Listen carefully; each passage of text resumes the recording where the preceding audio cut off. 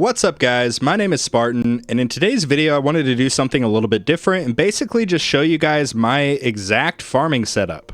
I'm going to show you guys everything from the workshop to the cards, the modules, every single part of my farming setup.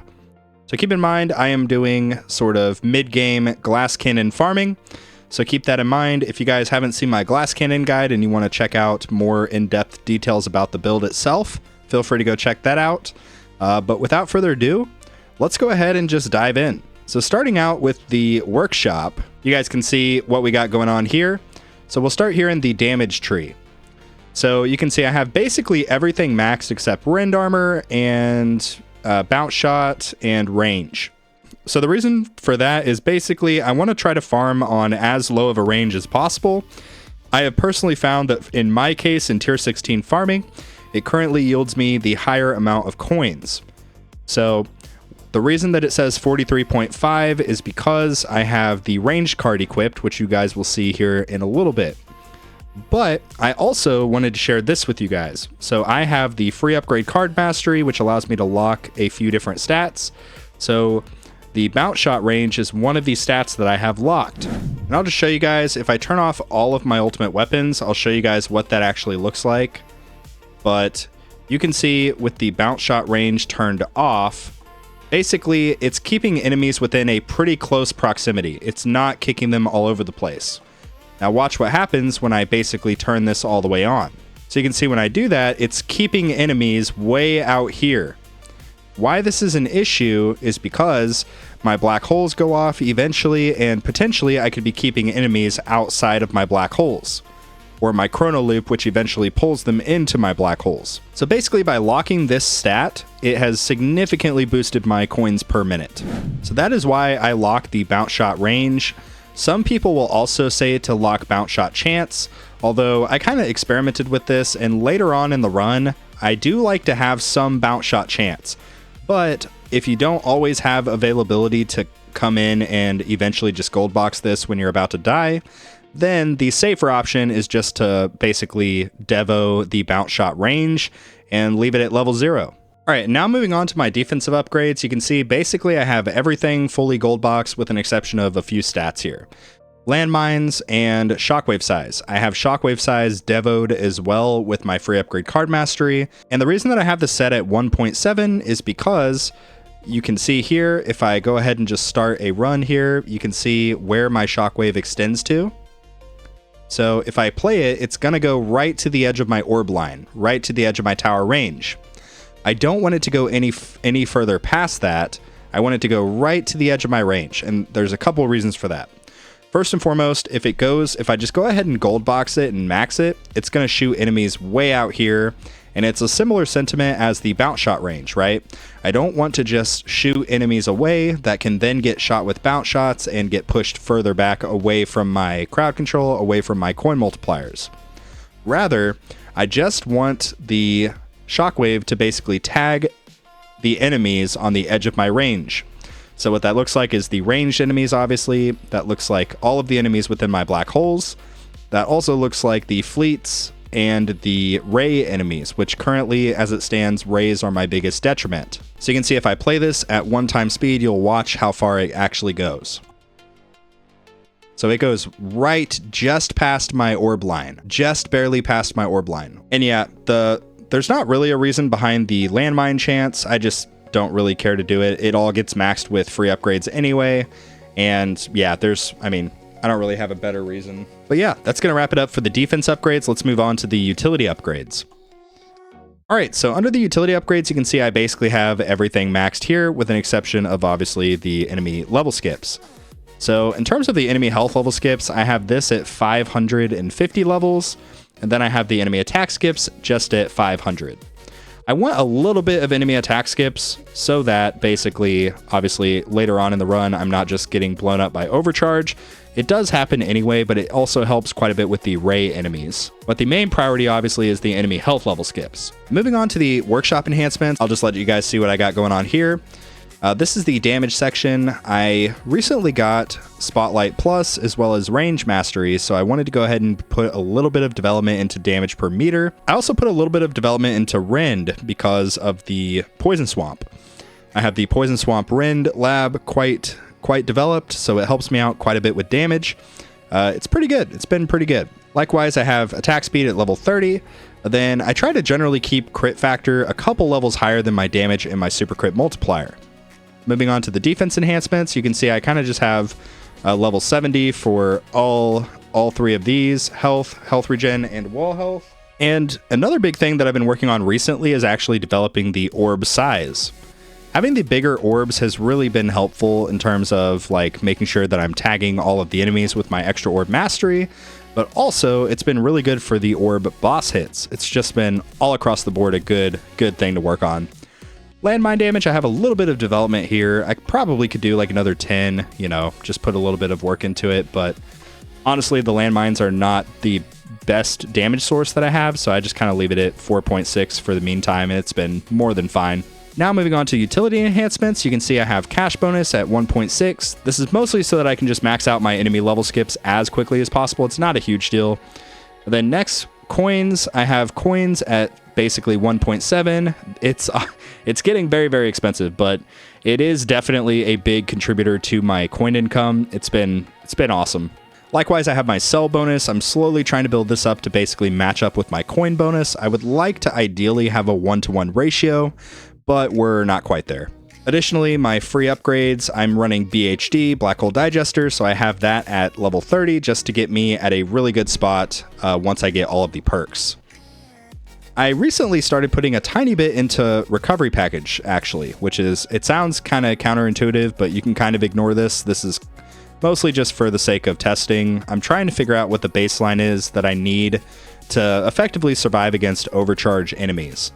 So I'm going to continue to kind of play around with different EHP related things until I can figure out how to tank overcharge, but so far it's been pretty challenging. And then last but not least, enemy level skips. This has been absolutely insane. At max level, my enemy health level skips get to about 62.5%, and my enemy attack level skips get just over 50. And that's been really good. Obviously, I would like to continue to develop this, maybe get it to like level 40 at some point, but it is just stupid expensive. Like, you can see to get 10 more levels, it costs more than my lifetime coins by a pretty big margin. So it'll be a bit till we get to that point, but in the meantime, I think I'll get more use out of just upgrading like cells and coin bonus. Last but not least, moving on to ultimate weapons, just so that you can kind of see what we got going on here. Chain Lightning is by far my biggest contributor. It's just been absolutely massive. Smart Missiles and Poison Swamp are kind of 50-50 in terms of effectiveness, but definitely Chain Lightning has been the bread and butter of my build. I'll just scroll to the bottom so that you guys can see all of the ultimate weapons here that I have. And yeah, moving on to the cards. Let's just go ahead and walk through the cards that I have in this setup. So I currently have 23 card slots, and yeah, this is what I have going on. We have damage, attack speed, range, because I got the range mastery. This has been, so far, pretty good. Definitely good paired up with my Spotlight Plus. I took out cash because I just literally don't have the card slot for it, but it's fine. Next I have coins, slow aura, enemy balance, crit chance, free upgrades, extra orbs, plasma cannon, crit coin, wave skip, intro sprint, landmine stun, recovery package chance, energy net, super tower, second wind, demon mode, energy shield, wave accelerator, berserker, and ultimate crit. So if I had like 2 more card slots, I could put in a couple things that would be definitely helpful. Like I could put in the cash card for the mastery so that I could just get more reroll dice. And then also it would be nice to put in Fortress Mastery so that basically there's more of a buffer for the Ray enemies that keep killing my wall and eventually just killing me. So if I had 2 more card slots, that's probably what I would put in. Also, it might be nice to put in something like Area of Effect as well, but you know, it is what it is. Eventually I will save up the 7,500 gems required to get this, but we are far from that point. Now moving on to the modules. So here's what we got going on in terms of the modules. For the cannon category, I am running a primary amplifying strike, and this is what it looks like. It's been really good. Obviously, at some point, I want to try to get these last 2 a little bit higher, but this has been more than sufficient for the meantime. And in the assist slot, I've basically been running Astral Deliverance. This has also been pretty good. It does increase the bounce shot range, which kind of sucks, but it gives me some added damage, which kind of makes up for it. Just prolonging the run, being pretty good. And at epic level, it's a 20% extra damage, and you know, every little bit kind of counts. Now moving on to the armor category, the primary is Anti-Cube Portal. This has really been the bread and butter of my build. It's just been super, super good. I have an Ancestral Wall Rebuild, Orb Speed, Orbs, and Shockwave Frequency. The next big stat I would love to see is an Ancestral Death Defy. That would be fantastic, but there's other stuff that I could be working on right now instead of getting that. And in the assist slot, I've kind of played around with a few different things, but I'm currently running Space Displacer. I found that this just overall helps me the most because mostly, like I mentioned, the ray enemies. So having a lot more inner landmines that stun all of those enemies, it definitely helps me survive quite a bit longer. Like I said, I've played around with a few other things. I have used Negative Mass Projector. This was okay, but not that great compared. And likewise, I tried using an epic orbital augment, and that was just absolutely garbage. So it is what it is. Moving on to the generators, I'm running Black Hole Digester Primary. This has been absolutely insane. Like, this is a really, really good module. Obviously, at some point, I need to try to get this last stat pretty good, but for the meantime, this is going to be sufficient. And in the assist slot, I played around with Singularity Harness versus Galaxy Compressor. I do make slightly higher coins with Singularity Harness, as you can imagine, but the sell income is so much better with Galaxy Compressor equipped. And like I've mentioned multiple times on this channel, cells are, in my opinion, equally as important as coins.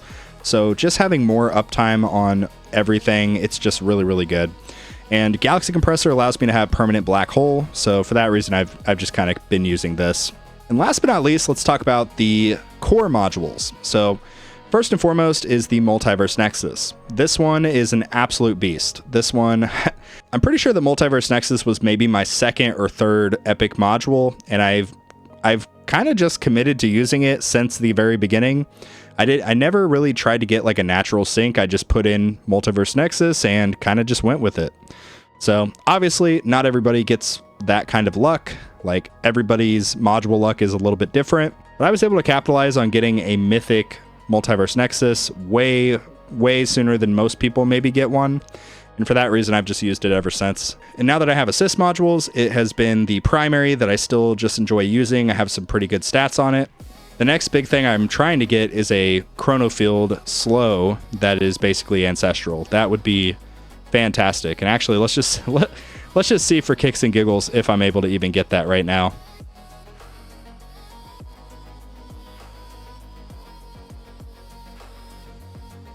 Oh my god. Oh my god.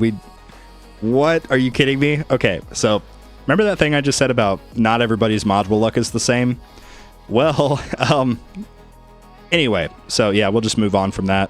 And last but not least, in the assist slot, I have my 1-star Dimension Core. This thing is obviously a beast. It's really, really good in tournaments. If I had 2 Ancestral Dimension Cores, I would have obviously one of these be kind of a dedicated farming Dimension Core, and one of them be for tournaments. But we're not at that point yet, which is totally fine. But yeah, this thing's been a beast. All right, but that's going to cover it for the modules. I'll just show you guys briefly if you want to see the Guardians that I have currently going. Basically just fetch. This is what mine looks like. It's basically just good enough to get my daily caps. Usually I will get all of these by the end of the day, but every once in a while I will miss the rare module, but I don't even care. It's fine. As long as I'm able to get the gems and the medals, I'm totally fine with that. And then next on the list is my summon chip. I was able to max out the duration, and that's been really, really good. Obviously, I get whatever it is. Yeah, 2 enemies every second, so that's 70 enemies total, which is really, really good. The cooldown, I had it synced up with my previous Multiverse Nexus, but obviously I'm going to have to kind of reassess and see what I want to do with that now. But regardless, this has been kind of my general setup for quite a long time. And really the last thing I want to talk about within the actual run itself is my Poison Swamp. So during the run, I leave my Poison Swamp stun off. I do actually turn it off. And the reason being is because you can see with my radius, it's honestly, at this point, it basically gets to the edge of my black holes. Once I get the radius perk, it goes like, let me just show you. It goes like way out here. So for that reason, I want to basically not stun enemies and kill them way out here. I want them to get damaged by the poison swamp, but not die to it. I want them to be able to have an opportunity to get into my black holes. So for that reason, I leave the stun turned off. And just a reminder, this is glass cannon, so I'm doing glass cannon farming. It's been really enjoyable. I enjoyed the playstyle quite a bit, but yeah, this is my setup. That's really all that I wanted to kind of show you guys today. I hope that this video was kind of helpful to you, and if you stuck along to this point, thank you so much for watching this long. You are a real one. And with that, that's going to conclude today's video, but if you enjoyed it, throw a like on it, drop a comment down below, and let me know what you thought. And subscribe to the channel if you're new and you'd like to see more of my content. Likewise, we do have a Discord server full of people who love this game as much as I do, so feel free to hit the link down in the video description to join our community Discord server. And last but not least, if you guys make any purchases, whether it be in the in-game app or the web store, please consider using my content creator code. My code is code 300 that you can see towards the bottom left of the screen. I would greatly appreciate it. And with that, that's going to wrap up today's video, but thank you guys so much for watching, and like always, I will see you guys later.